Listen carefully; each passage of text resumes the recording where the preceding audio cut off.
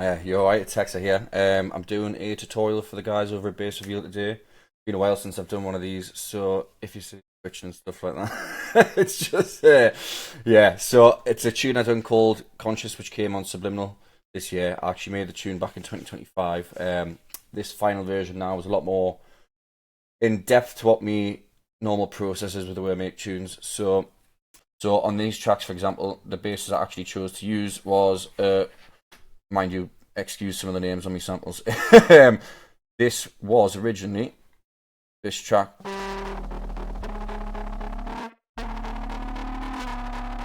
and then what I ended up doing with the sound was run it through a processing chain, and I split everything up. FL Studios. The reason I use FL Studios is because the mixer routing is it's very friendly, but it's no different than using effect sends on any other door. You just don't send effect sends here. You don't have to physically send it to a channel. Well, you do physically send it to a channel, don't get us wrong, but you can actually do the routing. And I found it when I use Cubase. Cubase is very simple too in the way you can route stuff, but with the FL Studios, what I found was the limitation becomes endless because there's not a limited number of sends.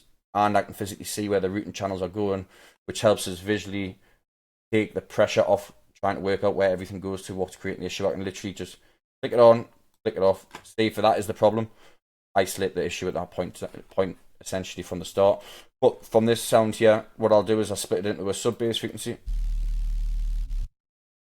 So this sound on the left hand side had the low end in, it has mid and high information, but to be able to control it properly, I want to have control of the true low end so that I can essentially, if I want more sub, and this is where sub bass and mid basses get quite confused, if I want just sub bass, I can physically have just sub bass. So sub 100 ohms frequency. If I want the tone, so that's a technical, comes back to that technical creative. This would be technical for me because I'm going to use the sub bass to be a sub bass every time.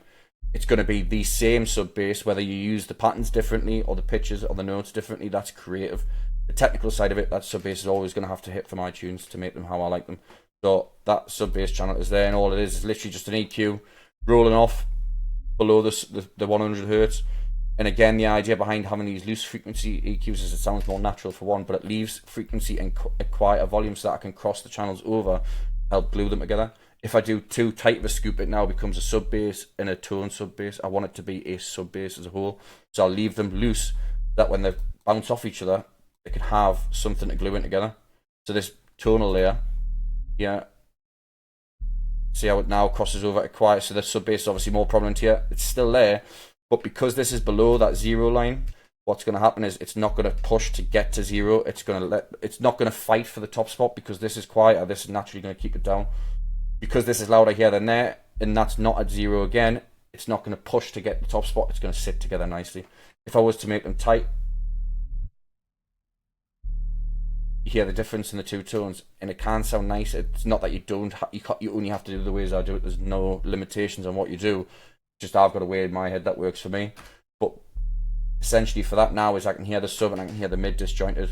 If you listen on headphones, you might find it a bit difficult, so I'll quickly cover over the sub bass as a smaller subject. But that idea behind it is literally leaving them to cross over. Now the feel is one. It doesn't have too much tone, it doesn't have too much low end, it just sits as a uniformed unit. That's that process behind it. Then what I've done is I've created the fizz layer for the track. Well, I just call it a fizz layer. It's essentially what it is. I've used the sub bass to create a high pass layer which has got noise on. The thought process in my head behind that is because it's the sub bass creating the noise artificially and not coming from the mid bass which has the noise already. This is going to sit in fundamentally different peaks is what the high end on the actual bass will, because it's created through plugins and not done by the sound itself. So it's actually going to add into the space that I couldn't hear missing from the track. Whereas if I was to use the source sound, I wouldn't get the benefit from it because it's just going to sit the same high frequencies as what is on that, essentially. So when they play together, there.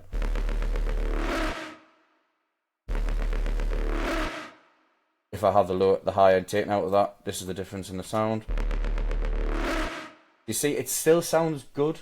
It's not that anything sounds bad, but naturally, the way my ears are tuned to, the bass will lack a tiny bit of high end on the top to be able to let the drums fit in, because if I've got the space full, I've got no space for anything else to go into it. So with the span on here, I'll show you. See there, naturally, that roll off there is where the tops of my hats is going to sit. So all I do is a slightly quieter layer, just to fill that little bit of distance up. So now when the hat's in the top end of the snare and the effects, again, that quieter frequency crossover is going to let them push together louder, to be naturally loud, not forced loudness, because if everything's at 0, can't go up. And this is where it gets confusing with the 0 mark too, because 0 in digital terms isn't dB, it's the code that tells everything to work. Effectively, just got dB referencing to help people cross over from the analog to the digital stuff back in the day, but it's stuck around. So the idea behind the 0 line is that tells everything inside of each other to work the same. So if you're above 0, as in clipping, it's the idea behind it is it's putting slight bit more strain on it, registering between everything, which again I'll clip a lot up until the end channels where I want it to be going back to the master or the master channel, because I don't want the master channel, because I'm using certain plugins on the master channel, I don't want to have to overstrain the full mix down to make it sound good. I'm going to get tonal distortion creation from that.